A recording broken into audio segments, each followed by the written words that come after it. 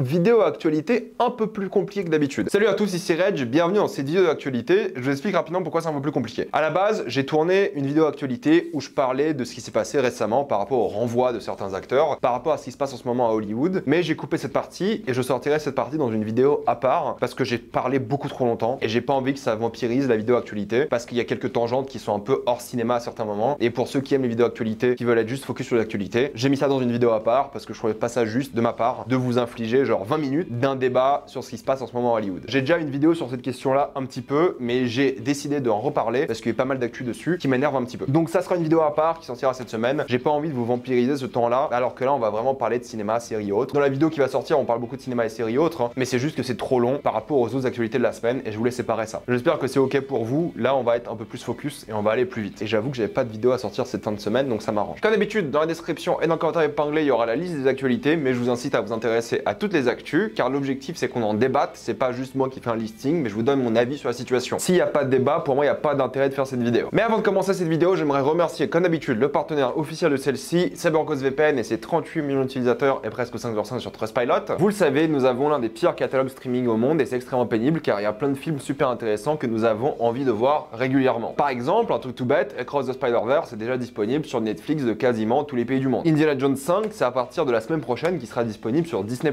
Je suis quasiment sûr que beaucoup d'entre vous l'ont pas vu en salle, donc ce sera le moment. Vous prenez un catalogue de dingue. Vous pouvez même découvrir des courses automobiles en direct ou plein d'autres sports gratuitement. Et si vous êtes un gros consommateur de YouTube comme moi, vous avez accès à YouTube Premium pour beaucoup moins cher dans un pays comme l'Inde, l'Argentine ou même des pays de l'Union Européenne. Vous pouvez partager un compte avec 7 personnes au total, c'est disponible sur tous vos appareils préférés, c'est super simple d'utilisation, en quelques clics c'est fait, tout le monde peut le faire. Quand t'es épinglé afin de vous abonner à CyberGhostVPN et bénéficier de 83% de réduction plus 4 mois gratuits, foncez sur l'offre. Vous le savez, Scream 7 a perdu ses deux actrices principales. Le film va être rebooté, le film va complètement changer de scénario. Ils essaient d'embaucher Neve Campbell, ce qui est une dinguerie quand même parce que vous vous dites qu'en même pas un an, la saga Scream a perdu 3 actrices principales. Une franchise qui s'est majoritairement fait sur le pouvoir féminin a perdu 3 actrices en moins d'un an. Donc là, ils vont essayer de refaire revenir Neve Campbell, qui à la base était partie parce qu'elle n'était pas assez payée, mais les deux autres, c'est terminé quoi. Jenna Ortega et Melissa Barrera, c'est fini, elles sont parties. Et le pire, c'est Christopher London, maintenant que le scénario doit être rebooté, ils doivent tout shooter il y a 2 ans ou 1 an et demi, peu importe, ils vont re-reboot la saga. Ce qui est assez triste pour la saga, soyons honnêtes. Wes Craven doit vraiment se retourner dans sa tombe avec ce qu'ils sont en train de faire avec cette saga. Surtout perdre 3 protagonistes féminines en un an, c'est n'importe quoi. Vraiment, c'est n'importe quoi. Un film Jason Bourne est prévu, ils sont en train de contacter Matt Damon pour le faire revenir. On verra si ça se fait. Écoutez, Jason Bourne, je trouve les films un peu inégaux, même si c'est une saga d'action que j'apprécie. Est-ce qu'il y a un intérêt à reboot cette franchise? Je ne sais pas, je ne pense pas, même si j'y crois pas trop. J'y vois plus du cynisme qu'une envie de retourner à ce personnage. Chris Pine est confiant que Donjons et Dragons aura une suite, et j'espère parce que c'était l'une des bonnes surprises de cette année. C'était l'un des blockbusters les plus fun que j'ai vu depuis un moment. Clairement, j'ai envie qu'il fasse une suite. Ils avaient dit que s'ils faisaient une suite, ça serait à plus petit budget, mais pourquoi pas? Je pense avec l'audience qui a gagné le film cette année, ça peut carrément le faire. John Woo rejoint la liste des réalisateurs qui disent qu'ils aiment pas les films de super-héros parce qu'ils préfèrent le vrai cinéma. Encore une fois, je comprends ce qu'il veut dire, je comprends tout à fait ses critiques. Ça me fait marrer que tous ces grands réalisateurs, John Woo, l'un des plus grands réalisateurs d'action de l'histoire du cinéma, critiquent ce genre de choses. Ils ont raison en vrai parce que ça a changé le monde du cinéma pour toujours, et je peux comprendre que des réalisateurs comme lui soient frustrés. D'ailleurs, pour nous, c'est un peu triste, mais son prochain film, Silent Night, ne sortira pas en salle en décembre, comme c'est prévu dans beaucoup de pays du monde. Je crois qu'en Belgique, il sortira en salle. Son gros film d'action sortira que le 29 février en Blu-ray SVOD, ce qui est super triste. J'aurais adoré voir ce film en salle. Un film Karate Kid va sortir l'année prochaine, en décembre normalement, avec Jackie Chan et Ralph Macchio. Ce qui est un peu drôle en soi, mais ils ont lancé le casting international. Ils ont déjà reçu plus de 10 000 vidéos pour caster le prochain jeune acteur. C'est une idée cool, pourquoi pas. Je suis pas du tout à jour sur la série et je ne serai pas à jour à la sortie du film parce que j'ai complètement décroché de Cobra Kai. Mais l'idée en soi est cool et pourquoi pas faire cette rencontre des générations qui peut être rigolote. Nicole Kidman sera l'actrice principale d'un prochain film qui sera une sorte de thriller érotique. En effet, elle jouera une femme carriériste de 40 ans qui entamera une relation avec l'un des stagiaires de sa boîte. Cette relation va évidemment énerver son mari, Antonio Banderas. Première image de Nosferatu. Alors oui, c'est Bill Skarsgård que vous voyez sur l'image, il joue Nosferatu. Très hâte de voir le film, honnêtement. J'aime tous les films du réalisateur Robert Eggers, donc je suis carrément chaud pour celui-ci. Et cette image m'a vraiment donné envie. Le prochain film de Denis Villeneuve, ou en tout cas l'un de ses prochains, est décrit comme une histoire dans l'espace et dans le temps. Le scénariste qui a été embauché a travaillé sur Killers of the Flower Moon, il s'appelle Eric Roth. Le gars a pondu un chef-d'œuvre de scénario et il va travailler avec Denis Villeneuve. Ça ne peut être qu'une bonne nouvelle. Je dis l'un de ses prochains parce que peut-être entre temps il va travailler sur Cléopâtre. À voir, mais oui, Denis est clairement occupé, ça se voit. Un cascadeur du dernier film Fast and Furious qui s'appelle Joe Watts a subi une véritable chute. Oui, en effet, lors du tournage, il est tombé de 8 mètres de haut sur du béton et sur la tête. S'il a des séquelles à vie, l'argent n'a pas d'importance. Entre des séquelles à vie, la santé et de l'argent, tout le monde choisirait d'avoir justement la santé. Mais au moins, ça obligera les studios à faire plus attention, parce que mine de rien, 1 million, surtout en sachant que le dernier film a pas mal floppé, plus ou moins, c'est pas mal d'argent. En espérant qu'ils fassent bien plus attention aux cascadeurs qui souffrent beaucoup. Il y a des histoires comme ça chaque année. Napoléon commence plutôt bien au box-office international avec 78 millions. Pour rappel, le film a un budget de 200 millions. Il sera jamais rentable par rapport au box-office, mais c'est pas le but. Le but, c'était de sortir un film par Ridley Scott sur Apple TV+.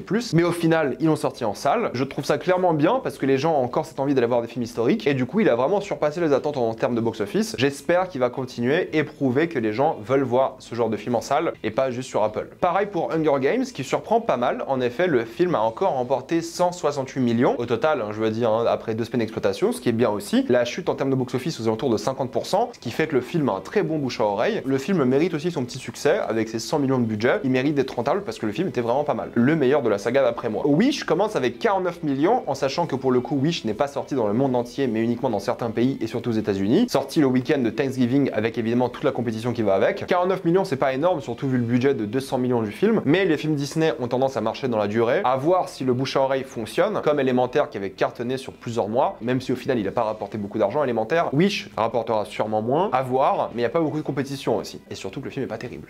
Malheureusement, ce film-là ne sortira pas en salle en France, à voir pour mes abonnés belges et suisses. Il est sorti au Canada si je dis pas de bêtises. Le film ne sortira pas en salle malheureusement, c'est Amazon Prime qui va le diffuser début 2024. Ce qui me dégoûte, honnêtement, j'aurais adoré voir ce film en salle, mais malheureusement ça sera pas le cas. Pourtant le film a l'air vraiment bien, il me donne vraiment envie et j'ai hâte de le voir du coup en 2024. C'est triste mais c'est comme ça. Peut-être j'irai en Belgique, à voir. Dave Filoni a été promu. Avec Kathleen Kennedy, il va superviser le futur créatif de Star Wars. C'était évident que ça allait arriver, mais moi ça me fait flipper. Ça me fait vraiment peur. Pourquoi? Parce que Dave Filoni, c'est zéro prise de risque, c'est 100% de nostalgie, c'est une mise en scène plus que bancale. Vraiment, il sait pas mettre en scène des films et des séries. Des films, on l'a pas vu mettre en scène, mais j'y crois pas trop. Pour moi, c'est le néant créatif de Star Wars, et pour moi, cet homme a fait plus de mal à Star Wars que Rian Johnson. Rian Johnson, il avait compris Star Wars. Dave Filoni, pour moi, c'est une fraude. C'est une fraude que artistiquement je déteste. J'ai rien contre lui personnellement, mais je trouve vraiment qu'il est en train de bousiller Star Wars. C'est un avis personnel, vous savez ce que j'en pense, mais tout ce qu'il a fait, c'est médiocre. Sauf The Clone Wars, mais The Clone Wars, en réalité, soyons honnêtes, il y a peut-être 20% de la série qui est utile et sympa. 20%. Soyons sérieux. Géré par John Watts, donc forcément ça commence mal. Ensuite, ça me fait flipper. Et entre temps, il y aura Star Wars Vision saison 2 et Bad Batch saison 3. Le surdosage de Star Wars